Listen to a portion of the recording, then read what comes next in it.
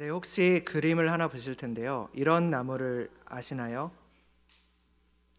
이 나무는 아카시아 나무의 한 종류로 아주 건조한 불모의 지역에서 아주 잘 자라나는 나무입니다. 히브리어로는 시타라고도 하며 매우 단단하고 또한 부패에 강한 성질을 가지고 있어 오랜 시간 동안 그 형태를 유지할 수 있어서 성막의 건축 재료로도 사용이 되어져 왔습니다. 이 나무의 또 다른 특징은 가시가 많다는 것인데요. 이러한 특성 때문에 이 나무의 가시로 예수님의 가시 면류관을 만들었다는 주장도 있습니다. 이 나무의 이름은 무엇일까요? 그렇습니다. 아까 히브리어 시타라는 발음에서도 짐작을 하셨듯이 이 나무는 바로 시띠임 나무입니다. 네, 이제 그림을 내려주셔도 되고요.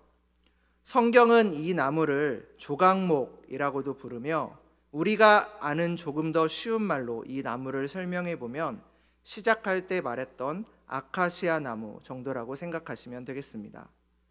출애굽기에 보면 하나님의 성막을 만드는 장면이 나오는데 그 중에서도 특히 25장에는 그들은 조각목으로 궤를 짓되 라고 말하며 이 나무로 하나님의 성막을 만들었음을 우리에게 알려줍니다. 이렇게 시띠임나무 즉 조각목은 이스라엘 백성이 출애굽을 하고 광야 40년을 지나는 동안 성막과 그 안에 중요한 기구들을 만들 때 사용되었던 그런 나무입니다. 떡상과 분향단 그리고 언약궤는 모두 이 조각목으로 만들고 정금으로 쌓았으며 또한 번제물 역시 조각목으로 만들고 노스로 쌓았습니다. 그렇다면 왜 많은 나무 중에 이 시띠임나무였을까요? 시띠임나무는 그렇게 훌륭하고 멋진 나무는 아니었습니다. 오히려 볼품없고 보잘것없는 나무에 가까웠지요. 이스라엘 백성의 40년의 광야 생활 가운데 볼 수 있었던 여러 나무들은 종려나무, 에셀나무, 또한 시띠임나무, 그리고 백향목 나무 등이 있었는데요. 그 중에서 우리가 잘 아는 당시 나무의 왕이라고도 불리우는 이 백향목이라는 나무도 있었습니다. 그리고 이 백향목이라는 나무야말로 당시 그 어떤 나무보다 최고의 재료이었죠. 그런데 하나님께서는 그리 귀히 보이지 않는 성막 재료인 이 시띠임나무, 즉 조각목을 통하여 성막 재료를 지었습니다. 다윗 궁전을 지을 때 썼던 이 백향목과 비교하면 이 조각목이라는 것은 참으로 하찮은 건축 재료가 아닐 수 없었습니다. 그럼에도 하나님께서는 성막 목재 부분을 모두 조각목을 사용하라고 하셨고 특히 성전을 떠받치는 기둥을 이 조각목으로 만들라고 명령하셨습니다. 이런 조각목은 볼품이 없어서 반드시 그 위에 꼭 금을 씌워야만 했습니다. 게다가 조각목은 가시가 많고 또한 약해서 당시에 별로 쓸모가 없어 보이는 그런 나무였죠. 그러나 성막을 아름답고 멋진 나무로 짓지 않고 이런 조각목을 사용하였다는 사실은 오늘날을 살아가는 우리들에게 큰 위로와 용기를 줍니다. 왜냐하면 오늘날 교회에도 이런 조각목과 같은 별 볼품없는 사람들이 하나님의 부르심을 받아 하나님의 도우심으로 큰 일을 감당하고 있기 때문입니다. 여러분, 하나님의 은혜로 부름받아 쓰임받는 우리는 하나같이 조각목처럼 약하고 보잘것없는 그런 사람들입니다. 그렇기에 우리는 무엇 하나 자랑할 만한 유익이 없는 이들이지요. 그저 부족한 우리를 사용하여 주시는 하나님께 감사할 뿐이겠습니다. 고린도전서 1장 27절에서 29절의 말씀을 한 목소리로 읽어볼 텐데요. 함께 읽겠습니다. 그러나 하나님께서 세상에 미련한 것들을 택하사 지혜 있는 자들을 부끄럽게 하려고 하시고 세상에 약한 것들을 택하사 강한 것들을 부끄럽게 하려 하시며 하나님께서 세상에 천한 것들과 멸시받는 것들과 없는 것들을 택하사 있는 것들을 패하려 하시나니 이는 아무 육체도 하나님 앞에서 자랑하지 못하게 하려 하심이라. 아멘. 우리가 잘 아는 찬양 중에 약할 때 강함 되시네 라는 찬양이 있습니다. 하나님께서는 자신의 약함을 하나님 앞에 고백하고 나는 아무것도 할 수 없는 연약한 자입니다. 이 부족한 자를 통하여 일하시옵소서 라고 고백하는 이들을 사용하여서 하나님의 일들을 이루어 가십니다. 그렇게 하나님께서 주로 택하셔서 일하게 하시는 사람은 강하고 잘나고 힘이 있고 또한 지혜가 있는 사람이 아니었습니다.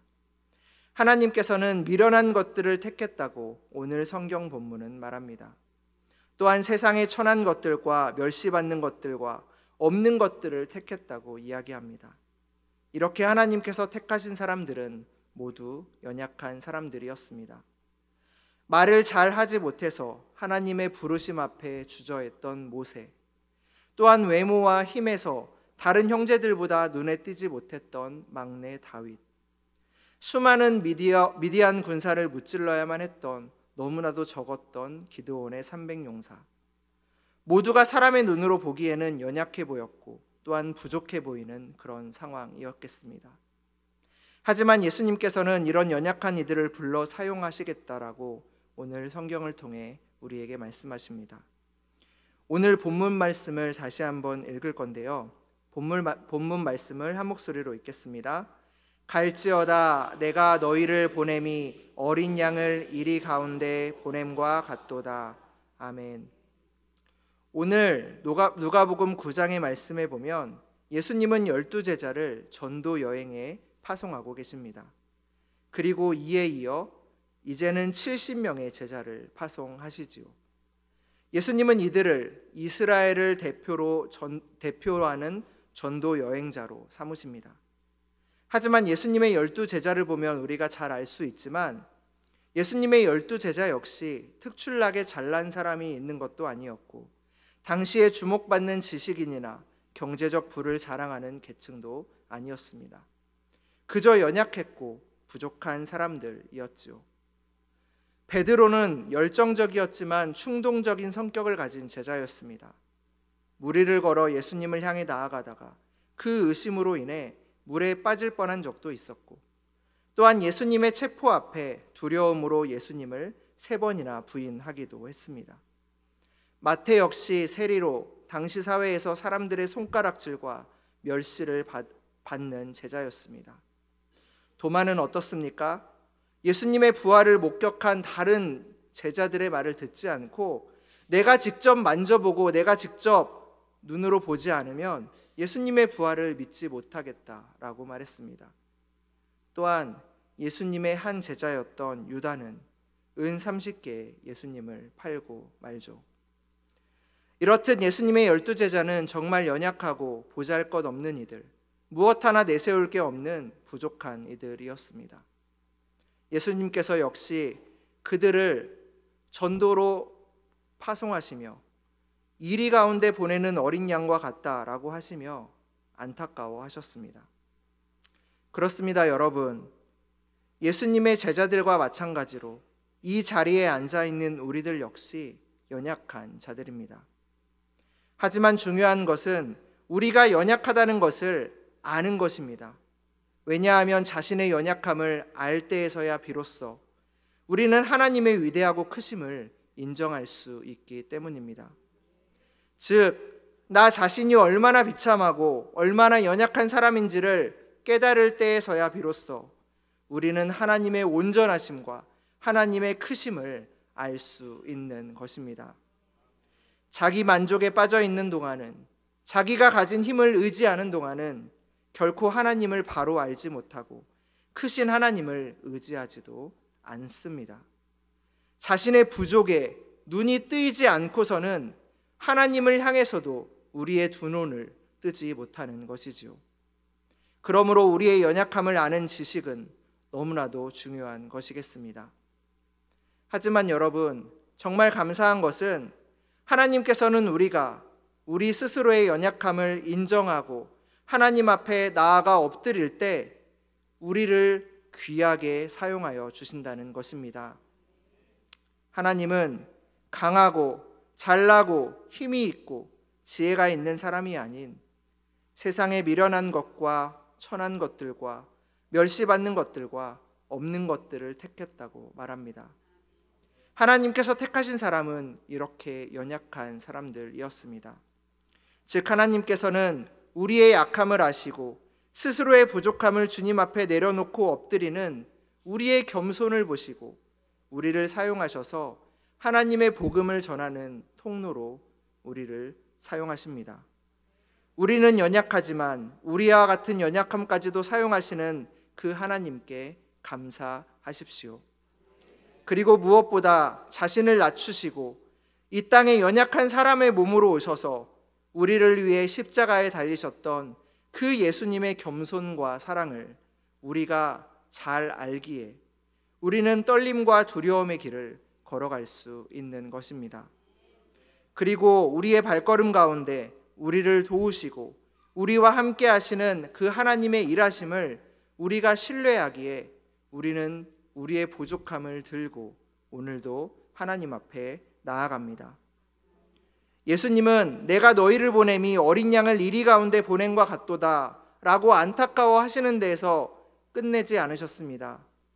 그들이 세상에 나가서 어떻게 전도해야 할지를 친절하게 알려주셨으며 전도하면서 겪는 먹고 자는 문제들을 어떻게 해야 할지도 알려주셨습니다. 믿음으로 예수님을 전하는 그들이 사명의 길을 걸어감에 있어서 당하게 되는 어려운 문제를 대처하는 방법도 알려주셨습니다. 그들을 영접하지 않는 자들을 만나거든 과감히 그들의 발에 묻은 먼지를 떨어버리라고 말씀하셨습니다. 너희 말을 듣는 자가 곧 내 말을 듣는 자라는 것을 말해주심으로 예수님의 능력이 연약한 제자들과 함께 할 것이다 라고 약속해 주셨습니다. 또한 제자들에게 뱀과 전갈을 밟으며 원수의 모든 능력을 제어할 권능을 주셨기에 너희를 해칠 자가 결코 없을 것이다 라고 약속해 주셨습니다. 실제로도 누가복음 10장 17절 말씀에 보면 70인이 전도를 마치고 이제 돌아오는 장면이 묘사되는데 전도를 마치고 돌아온 그들은 기뻐하며 이렇게 말합니다. 주여, 주의 이름이면 귀신들도 우리에게 항복하더이다 라고 예수님께 기쁨에 찬 고백을 드립니다. 말씀을 마치려고 합니다. 우리는 연약합니다. 그리고 우리는 볼품없고 연약한 존재일지 모르겠습니다. 하지만 여러분 잊지 마십시오. 우리가 이런 나의 연약함을 하나님 앞에 인정할 때, 그리고 그분의 도우심을 간절히 구할 때, 그때서야 주님께서는 우리를 통해 일하십니다. 볼품없고 약하고 가시 많은 시띠나무를 사용하여 하나님의 임재의 상징인 가장 귀한 성막을 만드셨던 것처럼 연약한 우리를 사용하셔서 오늘 또 하나님은 하나님의 역사를 이루어 가십니다. 그리고 우리에게 그 일을 넉넉히 감당해 갈 수 있는 능력도 주십니다. 그저 우리에게 필요한 것은 하나님께서 일하시도록 우리의 연약함을 인정하는 것이겠습니다. 볼품없는 조각목이지만 다듬어서 사용하시는 그 하나님의 크신 사랑, 가시 많고 볼품없는 조각목이 성전 기둥으로 쓰임받는 모습을 보면서 저 모습이 나의 모습입니다 라고 고백함으로 하나님과 함께 그 하나님의 능력을 힘입어 하나님의 복음 전도자로 귀하게 사용되시는 모두가 되시기를 기도합니다. 기도하겠습니다.